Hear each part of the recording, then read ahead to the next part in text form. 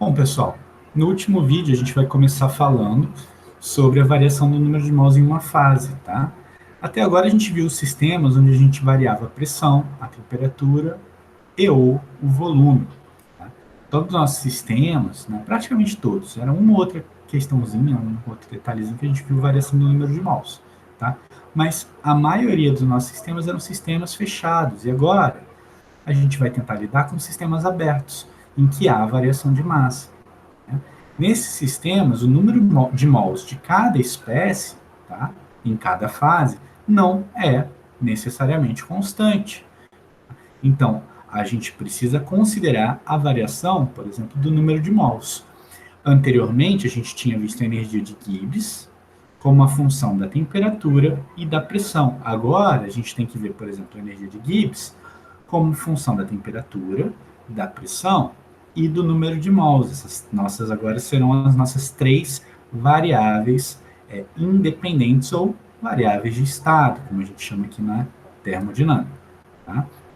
Com isso, a gente vai tirar a diferencial total dessa G, que agora é a derivada de G em relação à temperatura, mantendo a pressão e o número de mols constantes dt, mais a derivada de G em relação à pressão, mantendo a temperatura e o número de mols constante dp, mais a derivada de G em relação ao número de mols, mantendo a temperatura e a pressão constantes e multiplica a variação do número de mols. Deixa eu só consertar aqui, que isso aqui ficou feio. Tá? Aqui é a derivada de G em relação à pressão. Tá? Essa daqui, a gente já viu que é menos S. Essa daqui, a gente já viu que é o volume. E essa daqui? Bom, essa daqui vai ser definida, tá, com um conceito novo. Então, vamos lá de novo. A gente tinha visto anteriormente G como uma função da temperatura e a pressão. A gente tinha a equação 19, certo? Agora a gente vai incluir a variação do número de mols, uma parcela aqui, para lidar com a variação do número de mols, que vai ser a derivada de G em relação a N, vezes a variação infinitesimal do número de mols. Essa derivada que aparece na equação 39 vai ser definida como uma nova grandeza termodinâmica, e é chamada de potencial químico. Tá? Com isso, a gente pode substituir o μ, essa variável grega aqui, μ, aqui dentro e ficar com μ dn no final. Tá? Então, ó, tá aqui a equação 41, onde a gente acrescentou o μ dn. Essa equação 41 é conhecida como equação fundamental da termodinâmica química, tá? Porque ela engloba variações da temperatura, da pressão e também da quantidade de cada substância. Tá? A gente pode dizer que para sistemas com apenas um componente, esse potencial químico nada mais é do que a energia de Gibbs molar. Só que para misturas isso não é verdade. Misturas deixa lá para o capítulo 6, se não me engano. Tá? Mas por enquanto a gente vai ver o potencial químico para sistemas com um componente, onde ele vai ser igual à energia de Gibbs molar. Tá? E o que é esse potencial químico? Ele é uma propriedade termodinâmica crucial, tá, para a físico-química. As aplicações mais diretas são para a determinação do equilíbrio de fases, que a gente vai ver no próximo capítulo, vai começar a ver no próximo capítulo, e para o equilíbrio químico, que vai estar lá no último. Tá? Isso se dá porque nesses sistemas ocorre variação do número de mols. Tá? Ou melhor, nos sistemas que ocorrem, né, que atingem o equilíbrio de fase, que atingem o equilíbrio químico, acontece até antes de se atingir o equilíbrio, a variação do número de mols. Por exemplo, no sistema que atinge o equilíbrio químico, ocorreu uma reação química, certo?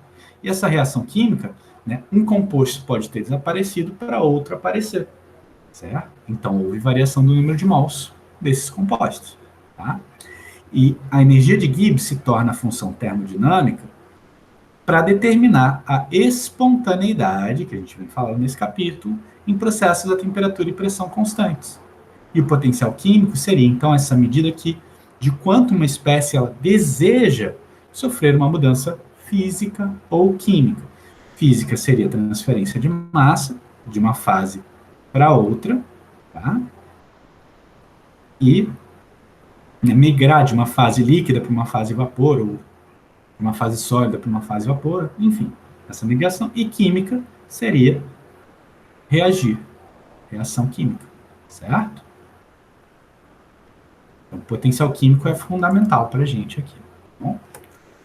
E vamos lá, vamos enxergar o potencial químico, e como a gente falou, ele é a energia de Gibbs molar para sistemas com componente puro.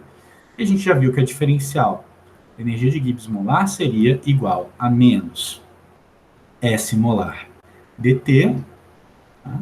Mais V molar dp.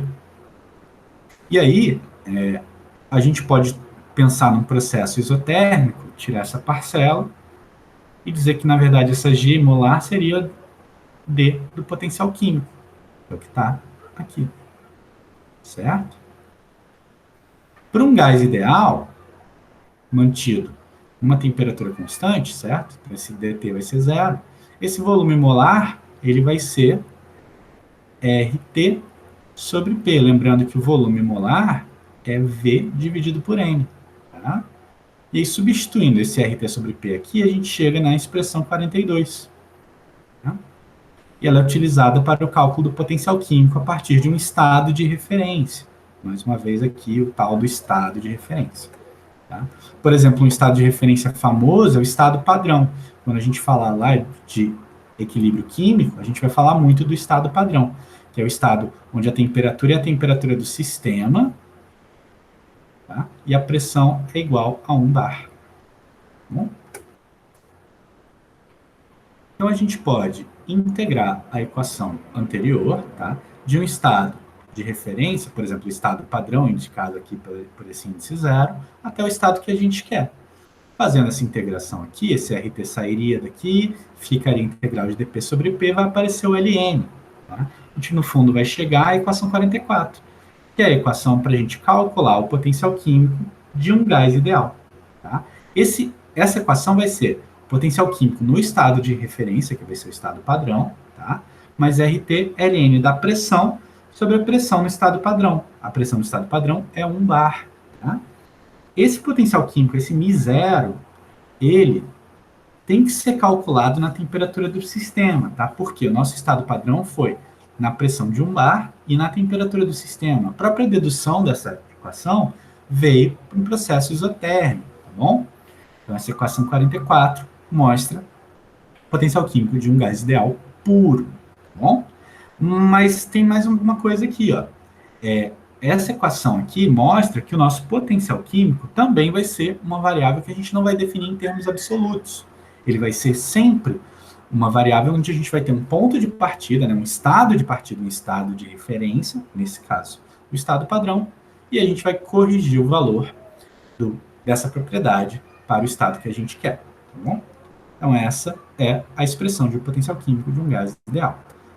E aqui a gente pode calcular a variação do potencial químico do vapor da água, considerando ele como um gás ideal, um gás perfeito, que quando a gente tem um aumento da pressão de 1 até 2 bar, e esse processo é isotérmico, a temperatura sendo 298.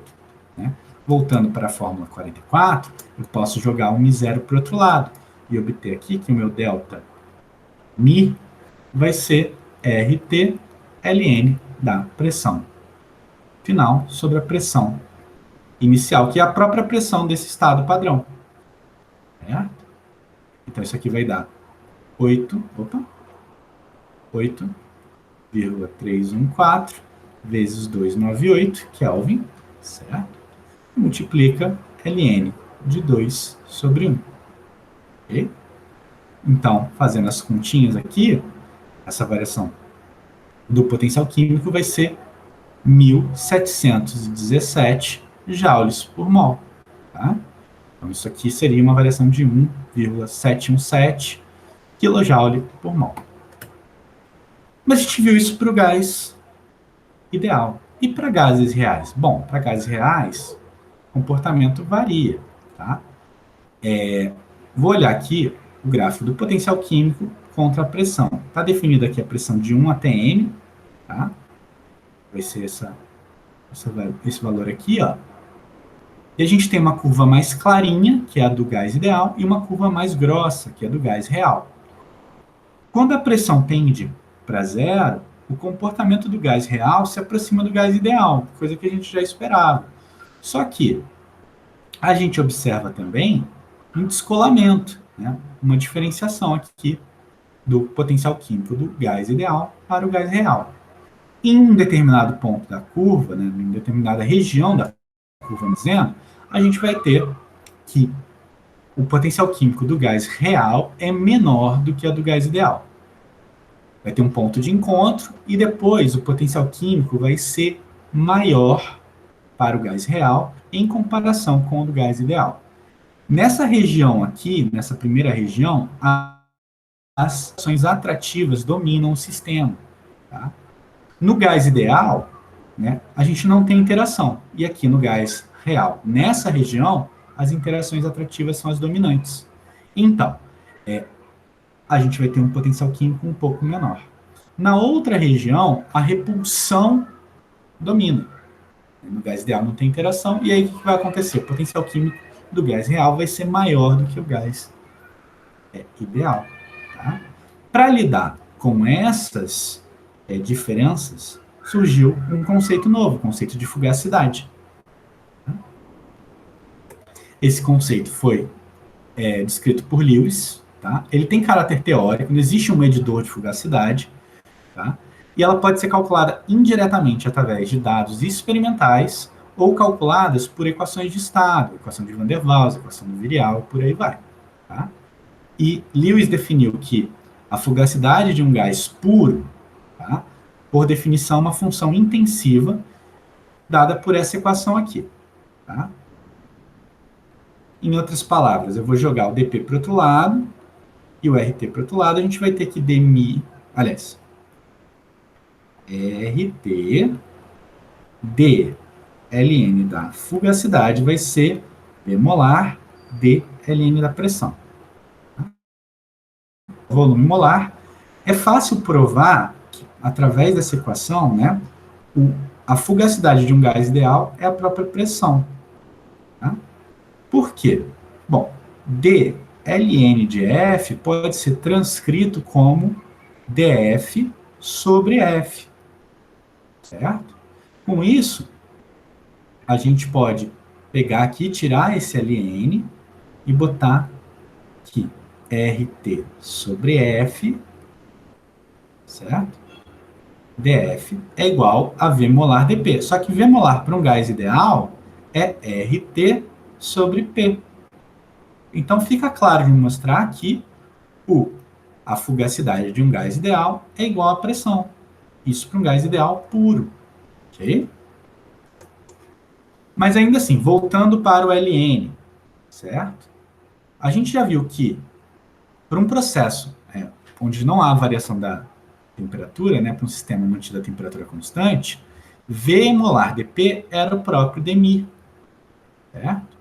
Com isso, a gente também chega à conclusão de que dmi pode ser RT dln da fugacidade.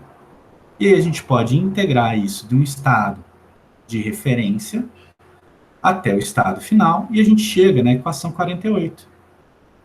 Reparem como a equação 48 é muito parecida com a equação do potencial químico do gás ideal puro. É que a gente tinha o μ do estado de referência, mais RT ln da pressão sobre a pressão do estado de referência. Então reparem que a fugacidade aqui de um gás ideal é igual à pressão, quando eu comparo essas duas. E a fugacidade do gás ideal, do estado de referência, no caso, para o nosso gás ideal, também era a pressão. Só que agora no estado de referência. Tá? Então essas equações estão interconectadas. Tá? Basicamente, o que Lewis estava propondo, né? Se o meu comportamento for igual ao do gás ideal, a minha fugacidade vai ser igual à pressão. Se não for, ela vai ter outro valor. Então, ele generalizou essa equação para um gás qualquer. Tá? Vamos deixar claro que esse conceito de fugacidade não é só para pressão, para gases, tá? Ele pode ser para líquidos, para sólidos, para o que for. Tá bom? Mas ainda assim, a gente não sabe a priori calcular nem verificar o valor da fugacidade de um gás ideal. De um gás real. A gente só sabe que para um gás ideal ela é igual a P. Então a gente precisa entender como é que vai ser a fugacidade para um gás real. Então eu vou fazer uma manipulação algébrica aqui, tá? Eu vou pegar a equação que a gente tinha, tá? E vou subtrair dos dois lados dln da pressão, certo? E aí eu chego aqui embaixo. Estou subtraindo dln da pressão do lado esquerdo e do lado direito. Desse lado aqui eu posso combinar essa diferencial total de cada uma dessas ln's, né? E chegar no dln da razão da fugacidade sobre a pressão. Aqui, né, vou lembrar que dln de P vai ser igual, né, ele pode ser transformado em dP sobre P. E aí eu posso ficar com essa parcela aqui, ó, deixa eu riscar ela aqui, fica 1 sobre P dP. E aí eu tiro dP em evidência e chego ao que está nessa daqui de baixo.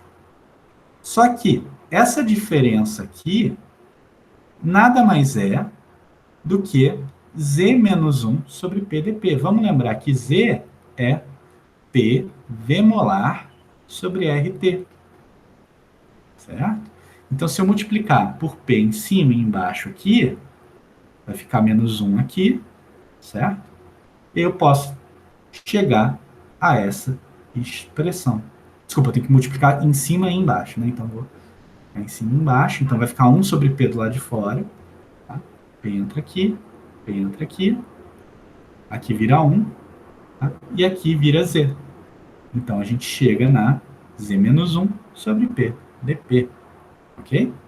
Agora, a gente pode integrar essa equação de um estado de referência adequado. Algum estado que a gente consiga saber quanto dá essa razão. Bom, a gente sabe que a fugacidade de um gás ideal é igual à pressão. E que no limite, quando a pressão tende a zero, qualquer gás tem comportamento de gás ideal. Então, eu vou setar como estado de referência a pressão igual a zero. Se a pressão é igual a zero, F sobre P vai ser igual a 1. Tá? E a gente, então, vai integrar de ln de 1, que seria aqui, tá? Até o ln de F sobre P, de dln de F sobre P, e do outro lado a gente vai integrar de 0 até P, dessa Z menos 1 sobre P dP. E a gente chega na expressão 50.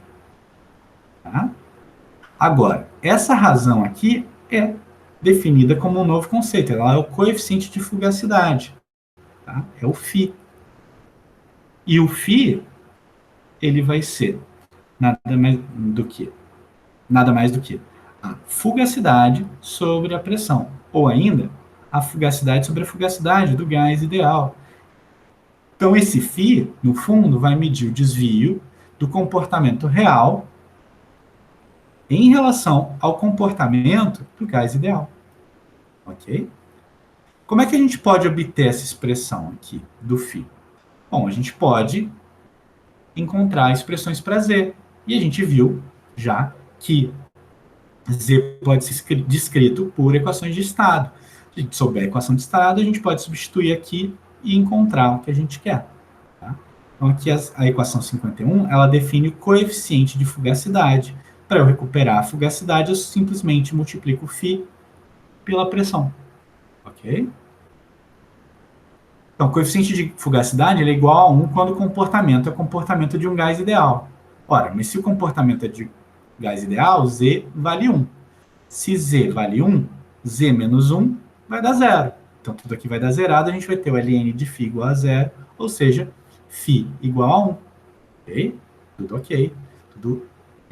Tudo adequadamente descrito aqui. Tá?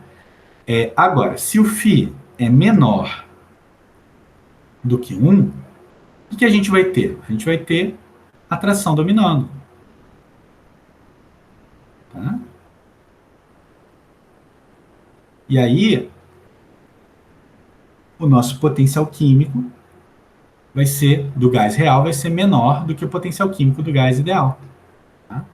Mas se o φ é igual a 1, o Z menos 1 aqui, né, indica que Z menos 1 é menor que 0. Tá? Ou seja, eu vou jogar o menos 1 para o outro lado, Z vai ser menor do que 1. E a gente já tinha visto que quando Z é menor do que 1, a gente tem interações atrativas dominando. E quando Z é maior do que 1, as atrações repulsivas dominam. Só que quando Z é maior do que 1, o potencial químico do gás real é maior do que o potencial químico do gás ideal e, por consequência, o coeficiente de fugacidade é maior do que 1. E aí a gente tem repulsão dominando. Ok? Bom, dado uma equação de estado, a gente pode expressar Z e integrar. Não vou mostrar para vocês, mas a gente pode pegar a equação do virial truncada e chegar numa expressão para o coeficiente de fugacidade, como B'P sobre RT. Tá? Essa aqui é bem simples de mostrar, porque esse Z menos 1 vai ser igual a BP, B'P sobre RT. Se eu dividir isso por P, certo?